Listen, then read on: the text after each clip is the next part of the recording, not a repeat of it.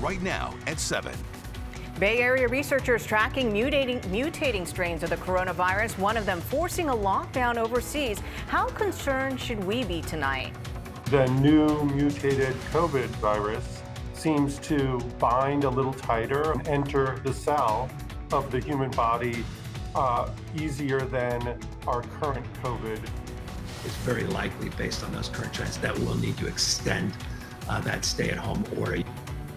The warning issued just days before what could be another holiday surge, and the push tonight to get people from cheating the vaccination system. A stunning arrest in a high-profile child murder. The cold case has haunted East Bay detectives for more than 3 decades. I knew, hopefully, down the line, somebody had come up with something. It took a long time. Right now on the KPIX 5 News at 7 and streaming on CBS and Bay Area. Bay Area scientists tracking new strains of coronavirus. Tonight, one of them is forcing new lockdowns in the UK. But how concerned should we be here? Good evening, I'm Alan Martin. And I'm Andrea Nakano. Tracking these mutations has actually been underway for weeks here locally. KPIX 5's Devin Feely is in San Jose for us tonight. I want to make something unmistakably clear. There is no evidence right now that this worrisome strain of the virus in the UK has reached California, that it's circulating here. But we do know that there are different strains of this virus out in the community and out in the wider world. On a genetic level, scientists are able to identify the so-called genetic fingerprint of these different strains. And importantly, that tells them when the virus has mutated. Think of it as an early warning system, an effort to monitor how the virus is changing or mutating over time. We test anywhere from 5 to 10,000 samples every single day for mutations. Those tests performed by UCSF and Chan Zuckerberg's BioHub can tell us if new strains of the virus, like a highly infectious variant that's popped up in London, are also circulating here in California. We haven't seen anything related to a new strain yet, and that's constant monitoring. This new strain of the virus in the UK has raised alarm bells because research suggests it is significantly more infectious. The way I like to think of it is it's a little bit more sticky. The concern is that stickiness means the new strain of the virus spreads more easily from one person to another. The new mutated COVID virus seems to bind a little tighter, a little more easily, and enter the cell of the human body easier than our current COVID. Researchers say there is no evidence the new strain in the UK is any deadlier than earlier forms of the virus, but the state's genetic testing program, which runs a DNA analysis on a portion of positive COVID test samples, is designed to allow doctors to stay ahead of this and other mutations to the virus. That level of analysis, that fingerprinting, requires basically a more detailed map of the virus that we don't usually collect. I think there is definitely some utility in knowing what strains are in the environment and continuing to monitor those. If there is a silver lining, it's that researchers say that it appears that our current vaccines will still work on this new strain of the virus. In San Jose, Devin Feely, KPIX 5. The state saw another big spike in cases in the past 24 hours, nearly 38,000 new cases, along with 83 deaths. Positivity rate is at 12% over the last 2 weeks, more than 2,700 lives lost. Tonight, Governor Newsom says the stay-at-home orders will likely be extended in many areas. We continue to see record-breaking ICU capacity, hospitals that are getting filled up, a surge that we are experiencing, not dissimilar to other parts of the country, but putting real challenges on our staffing here in the state. Based upon all the data and based upon all these trend lines, it's very likely, based on those current trends, that we'll need to extend that stay-at-home order. Well, now to the vaccine. Hospitals in California are receiving their first shipments of a second version, this from the company called Moderna. So far, the state's received 110,000 doses, 672,000 doses expected by the end of the week. Contra Costa County got nearly 14,000 doses. San Francisco's expecting 6,000. Napa County received 1,700.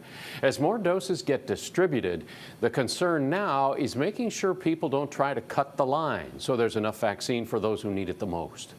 Those who are just eager to get it and look to either innocently or not so innocently cut the line, that we're able to monitor that and make some enforcement action. We are working to make sure that we're able to track this. Part of the effort on understanding not just how many doses are being administered, but where those doses are being administered. Make sure you download the KPIX5 app for the latest updates on the vaccines and the surge heading into the holidays. Now let's take a look at weather. An amazing sunset tonight. A time lapse shows the view from a little earlier. Not just a gorgeous sunset, but a gorgeous day as well today. It was, but down the road we got some rain coming in. Chief Meteorologist Paul Hagan here with the timing on the holidays. Paul?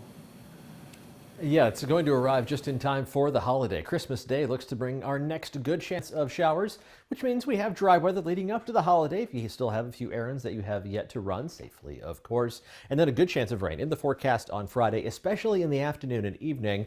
Most of that shower activity is going to be winding down on Saturday. And I do think on Christmas Day, we're going to start the day dry before those rain showers move in. Another good chance of rain, though, is going to head our way late Sunday, and the best chance is actually going to be Sunday night into early Monday. So that first wave of rain is going to be the less impressive wave in terms of total amounts, anywhere from around 1/10 of an inch of rain to some spots farther north of the Golden Gate picking up close to a 1/2 inch of total rainfall. And then that next wave, especially Sunday night into Monday, looks like it's going to produce more widespread, heavier, and longer lasting rainfall, a good soaking rain. So you add up both waves of rain, anywhere from just over a 1/2 inch to close to 1.5 inches of total rainfall. And there could be even more than that farther down the line. Coming up in just a few minutes, we'll take a look at Futurecast and how it depicts that rain moving in on Christmas. All right, thank you so much, Paul. Well, now to a breakthrough in the Michaela Garrett case. More than 30 years after she disappeared, a man's now facing kidnapping and murder charges. KPIX5's Andrea Borba is live outside the Santa Rita jail, where that suspect is already behind bars for another case. Andrea? Well, Alan and Andrea, this was a case that gripped the Bay Area for decades. Tonight, Hayward police say they have their suspect. They know who kidnapped Michaela Garrett. It was so brazen, so ruthless, but clearly planned. 32 years later, Hayward and Alameda County detectives say this man, 59-year-old David Misch, is the person responsible for the abduction of Michaela Garrett in 1988. The break in the case came earlier this year from Fremont PD.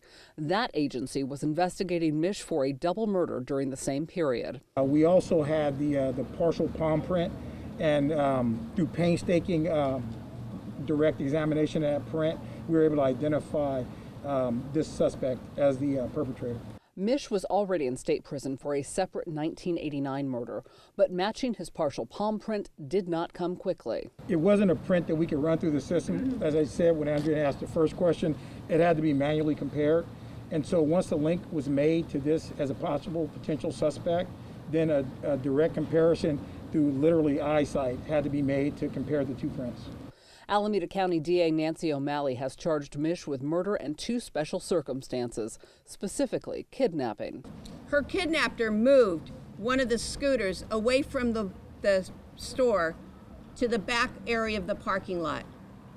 He did so to isolate and be able to grab Michaela when she came to pick up that scooter. She has never been heard from or seen again. Among those at the news conference today, retired Hayward Lieutenant Ken Gross, who worked Michaela's case for 3 years. He said that Misch's name never came up. I just felt bad that I couldn't get it closed before I moved on.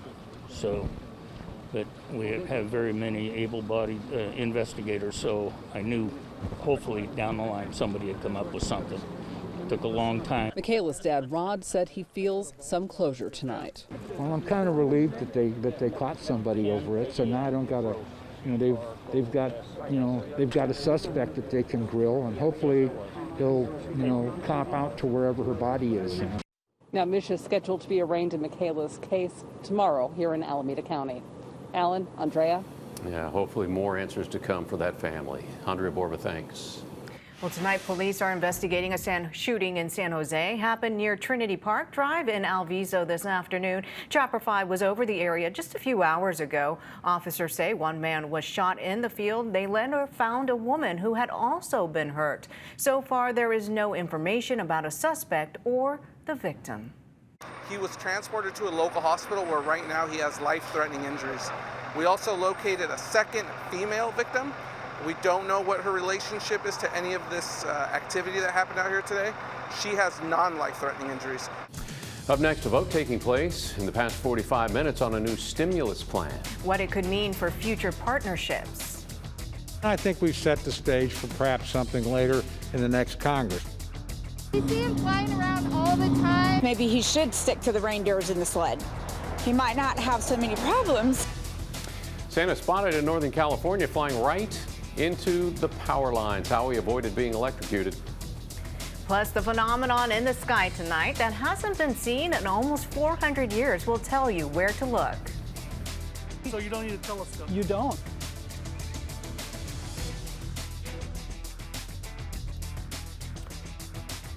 Air quality not great across the Bay Area. We'll talk about if it's going to improve tomorrow coming up. Coming up, all new tonight at 11, KPIX5, the first to report on a tidal wave of unemployment debit card fraud costing victims thousands of dollars. Now we uncover another disturbing trend. Dozens of DoorDash delivery charges on EDD cards miles away from the victims. What does that money mean to you? That's my internet. That's, lunch for the whole week. Watch our special report, EDD debit card hacks, tonight at 11. We'll be right back.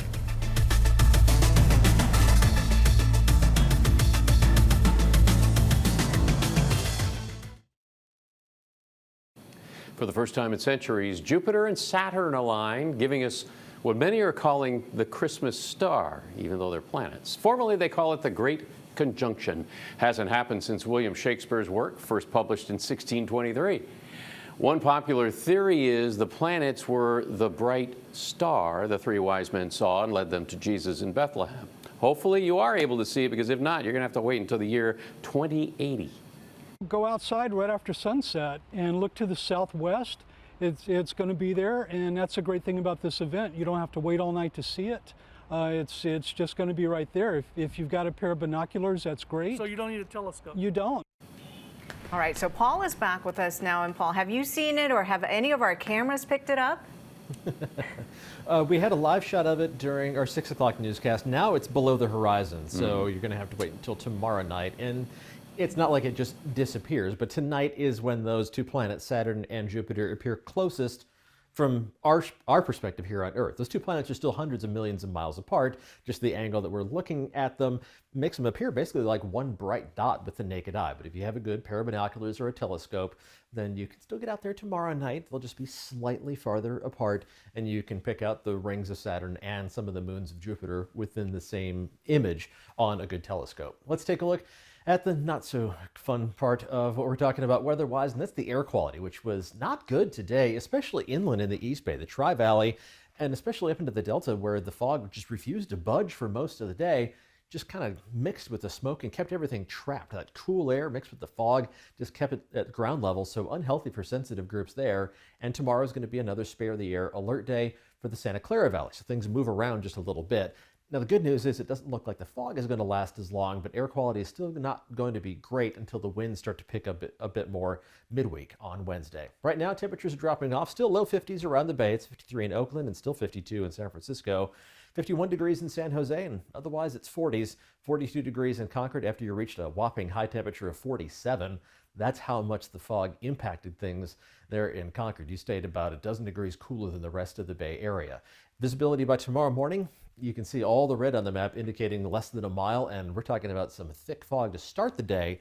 I don't think it's going to be quite as stubborn, though. As we go through the day, we should be able to see that dissipating, better visibility by late morning, and then unobstructed visibility by midday and into the afternoon. Temperatures are going to start off mostly in the 40s, with some of the chilliest spots inland dipping down into the 30s. Once the fog dissipates, a nice warm-up. Temperatures should be well into the 50s around most of the Bay Area by noon, with high temperatures not much variation, anywhere from the mid-50s along the coast to some of the warmer spots farther inland, reaching up into the low to mid-60s, but within a few degrees on either side of 60 for highs tomorrow, with very similar temperatures Wednesday and Thursday. And then things start to change with the approach of that next storm system for Christmas Day. I think we start off the day dry on Friday morning, as the kids are waking you up, maybe before sunrise. I hope for your sake not. But then showers are going to move in during the midday and afternoon hours, spreading over most of the Bay Area before the sun goes down. Those showers continue into early Saturday morning, but then we dry out for the rest of the day. I think by noon Saturday at the latest, the lingering showers should be gone. But then we wait for the next round of rain that's already going to be settling in before the sun goes down on Sunday, with the most widespread and heaviest rain continuing into Monday. And then finally that starts to shut down before the sun goes down Monday afternoon. Temperatures not much cooler even once the rain chances arrive. The next few days, dry weather to get any last-minute errands done, and then those shower chances arrive for Christmas Day. I'll have an updated look at Futurecast, some new information coming up at 11 o'clock. Andrea? All right, thanks, Paul. Well, here's a look at your top headlines tonight. A live look at our nation's capital, where the House just passed a new COVID relief bill about 45 minutes ago. The $900 billion deal now heads to the Senate for a vote. The bill would provide $300 a week to those with unemployment. It also includes a one-time $600 stimulus check for qualifying Americans. House Speaker Nancy Pelosi saying tonight it's a good first step and could set the stage for more relief for Americans in the near future. And it will cost some money, but it will protect jobs, and most importantly, it will meet the needs of the American people to crush the virus. We've come together, we've done something important, and I think we've set the stage for perhaps something later in the next Congress. President-elect Joe Biden and his wife received their first doses of the coronavirus vaccine earlier in Delaware. While he got it, the president-elect gave credit to Trump administration for the vaccine rollout. Tonight, scientists in Hawaii are monitoring an eruption at Hawaii's famed Kilauea volcano after a series of earthquakes. Right now, residents on the Big Island are being told to stay inside because of the falling ash. Kilauea erupted for weeks back in 2018. That time, Alan, more than 700 homes ended up being destroyed. I remember it was like watching it in slow motion. It was moving disaster. All right, Andrea, thank you. Up next, why dozens of Bay Area Airbnb listings were suddenly pulled off the site. Plus, who's in and who's out for the Warriors season opener tomorrow night, and new details on two key players. You know, we're just trying to bring him along slowly, not put too much on his plate. A little bit more than what you pay today for Uber XL. And the flying taxi company with some pretty bold claims about its pricing.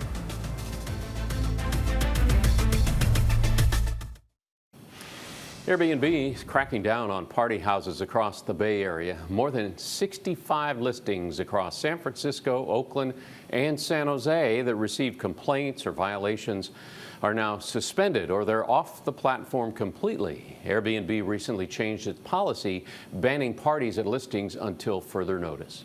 The Warriors will be without Draymond Green for their season opener tomorrow night in Brooklyn because of a foot injury, but James Wiseman will be available to play. Steve Kerr wouldn't say if the rookie will start at center. It will be Wiseman's first game in over 400 days. Only played 3 games at Memphis. I mean, this is obviously a huge moment in his life and his career, so I want him to enjoy it. You know, we're just trying to bring him along slowly, not put too much on his plate. Oh my God. Oh, I'm like, is he okay? Did he get electrocuted? What's going on? Yeah, from one wise man to Santa. Cell phone video shows parasailing Santa crashing into a power pole in Sacramento County. He got stuck there hanging upside down. He can get down a chimney, but he can't get out of that. He was talk of the town in the small community of Rio Linda. Luckily, the first responders got St. Nick down safely. We see him flying around all the time. Maybe he should stick to the reindeers in the sled. He might not have so many problems. He was just handing out candy canes to the kids, and he came in a little too low. A little too low. Rudolph wouldn't have done that. Santa did have some luck on his side. They say the way he got tangled up somehow prevented him from being electrocuted. Up next, the company that claims its flying taxis will be in the same price range as Uber. The company Jaunt Air Mobility out of Dallas says its new air taxis will be in the same price range as an Uber. They do take off and land like a helicopter, but fly along there like an airplane. They're also completely electric, which they say is cheaper to fly. Cost is actually a little bit more than what you pay today for Uber XL, but less than a Uber Black. The company plans on building 2,500 aircraft a year. They believe they're about 6 years away or so from getting them into the skies. All right, well, thank you so much for watching. The news continues streaming on CBS Bay Area. We'll be back here for you at 11 o'clock. Have a good evening.